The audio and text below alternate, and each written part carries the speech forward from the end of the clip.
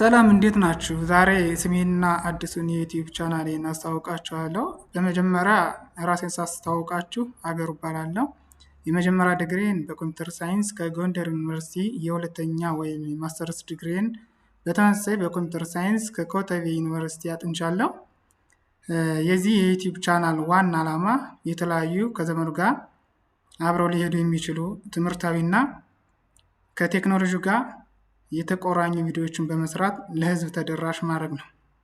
ውድ የዩቲዩብ ቻናሌ ተከታታዮች በየክፍሉ የምለቃቸውን ቪዲዮዎች ለመላው ማህበረሰብ ተደራሽ የሆኑ ዘንድ በእናንተ በኩል ሰብስክራይብ፣ ኮፒ ሊንክ